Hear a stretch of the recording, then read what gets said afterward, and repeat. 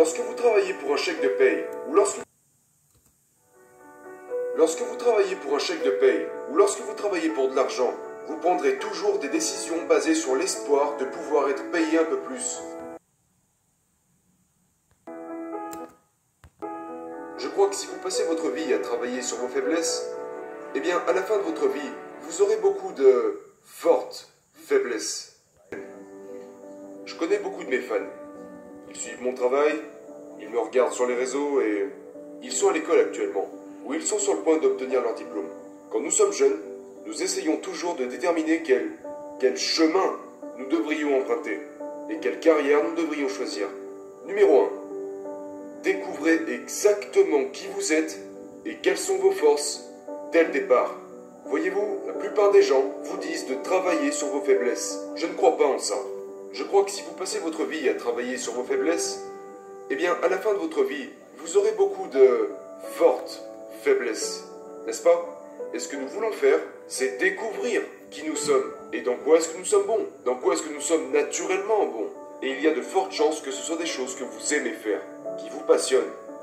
Ensuite, choisissez une ou deux choses et vous devez y consacrer toute votre énergie. Et vous deviendrez exceptionnellement bon. Lorsque vous serez exceptionnellement bon, ce qui se passera, c'est que le marché vous récompensera pour ça. Je vois beaucoup de jeunes qui luttent parce que ils me disent « Dan, je ne sais vraiment pas en quoi je suis bon. » Ou « Je ne sais pas sur quoi je devrais me concentrer. Je ne sais pas sur quelle carrière je devrais me focaliser. » Si vous ne savez pas sur quoi vous focaliser, il y a de fortes chances que vous n'ayez pas essayé assez de choses. Parce que imaginez que vous faites du sport. D'accord? Devriez-vous jouer au basket, jouer au tennis? Devriez-vous jouer au ping-pong ou au golf? Eh bien, si vous n'avez pas essayé différents types de sports, comment voulez-vous savoir dans quel sport vous êtes naturellement bon et lequel vous aimez? Donc au lieu de penser « Ok, je suppose que c'est ce que j'aime », essayez des choses, expérimentez, testez de nouvelles choses. Et une fois que vous aurez essayé suffisamment de nouvelles choses, vous saurez clairement quelles sont les choses qui ne vous intéressent pas et vous reconnaîtrez les choses dans lesquelles vous êtes bon. Et naturellement, vous verrez que ce qui est facile pour vous peut ne pas l'être pour les autres. Et c'est là que vous savez que vous avez trouvé votre voie. C'est le domaine dans lequel vous êtes naturellement doué. Et c'est généralement quelque chose pour lequel les autres ne sont pas doués. Alors, conseil numéro 1. Découvrez qui vous êtes et quelles forces vous avez. Et concentrez toute votre énergie sur une ou deux de ces choses. Conseil numéro 2. Travaillez pour les compétences et pas pour un chèque de paye. Voyez-vous, beaucoup de diplômés universitaires disent « Hey, je veux trouver un travail qui me rapportera le plus possible. Là où je serai le plus payé, là où je serai payé $1 supplémentaire de l'heure, là j'accepterai. » Non, ne le fais pas. Parce que c'est une réflexion à très court terme.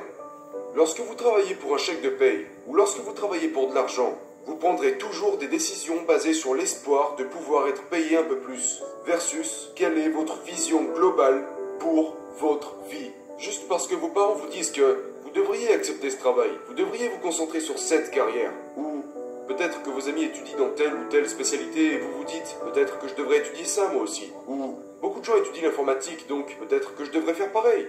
Eh bien, ce n'est peut-être pas le cas. En quoi es-tu bon? Qu'est-ce que tu aimes? Mais dans le même principe, travaille pour les compétences. Au début de ma vingtaine, j'ai travaillé pour mon premier mentor, Alan, pour presque rien pendant 1 an. J'étais essentiellement bénévole. Je travaillais dans son bureau, j'apprenais de lui et il m'a pris sous son aile. Une année complète où je n'ai pas beaucoup été payé. Je travaillais pour moins que le salaire minimum. À première vue, ça n'a aucun sens, mais j'ai appris tellement de choses. Et je me réfère toujours à cette année comme d'une année à $1 million, parce que j'ai reçu $1 million d'éducation de la part de mon mentor. Donc je ne travaillais pas pour l'argent, ou pour un chèque de paye. Et si ça avait été le cas, j'aurais dit non. Parce que je travaillais pour le savoir. Je travaillais pour acquérir des compétences que je pourrais utiliser dans le futur. La plupart des gens qui ont des difficultés financières, ils veulent plus de revenus sans compétences. Vous n'avez pas de problème d'argent, vous avez des problèmes de compétences. Parce que le marché est toujours prêt à payer les personnes talentueuses et compétentes. Travaillez vos compétences, travaillez pour les compétences. Choisissez une entreprise, choisissez quelqu'un dont vous pourriez tirer quelque chose. Ne travaillez pas seulement pour un salaire, travaillez pour les compétences. Conseil numéro 3. Pensez à long terme, pas à court terme. Une des plus grosses erreurs que les jeunes font très régulièrement, que je vois parfois sur les réseaux, même parfois certains d'entre eux avec lesquels j'ai fait affaire, ils ont une mentalité à très court terme. Ils essaient de gagner rapidement de l'argent, ils essaient de devenir riches rapidement. Ils prennent beaucoup de décisions, et je peux le voir, c'est très naïf. Et la raison à cela est qu'ils ne pensent pas à long terme. Ils pensent à la fin du mois, ils pensent à ce trimestre, peut-être que certains d'entre eux pensent à cette année, mais ils ne pensent pas à très long terme. Quand je regarde ce que j'ai fait, les gens disent « Oh, tu as tellement réussi super tôt !» Je leur réponds « Ouais, sauf que ça s'est pas fait du jour au lendemain, ok? J'ai travaillé de très nombreuses années pour en arriver là où je suis aujourd'hui. J'ai payé le prix fort, très tôt. Quand j'étais jeune, quand j'allais à l'école, les 5 premières années de ma vie, quand tous mes amis allaient boire de l'alcool, faire la fête, courir après les filles et juste passer du bon temps, durant les 5 premières années de ma carrière, je n'ai pas pris un seul jour de congé. J'ai travaillé 12 à 14 heures par jour, chaque jour. Dans la chambre de mon appartement avec ma mère. Je suis resté avec ma mère et je travaillais dans ma chambre.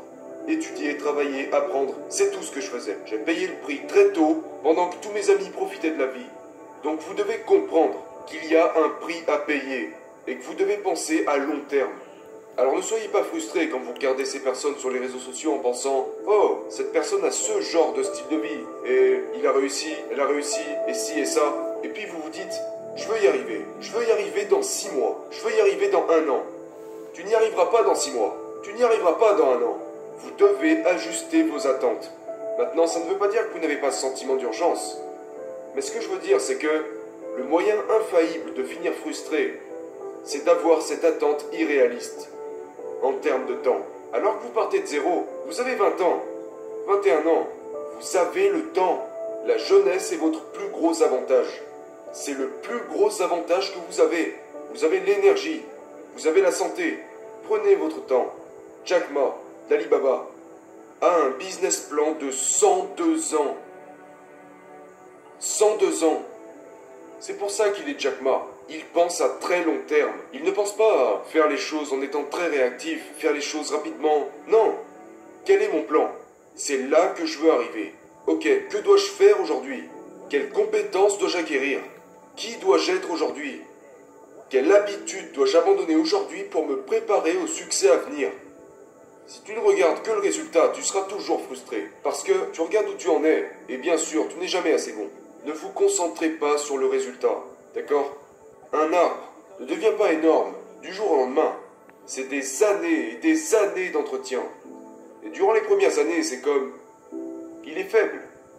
Mais quand il devient fort, c'est une autre histoire. Alors, déterminez l'endroit où vous voulez aller. Et si c'est là que vous voulez être, et que c'est votre objectif, établissez une vision à long terme, puis décomposez-la. Identifiez qui vous devez être aujourd'hui pour atteindre la cible. Quelles nouvelles compétences devez-vous acquérir? Quelles nouvelles habitudes devez-vous adopter pour atteindre cet objectif?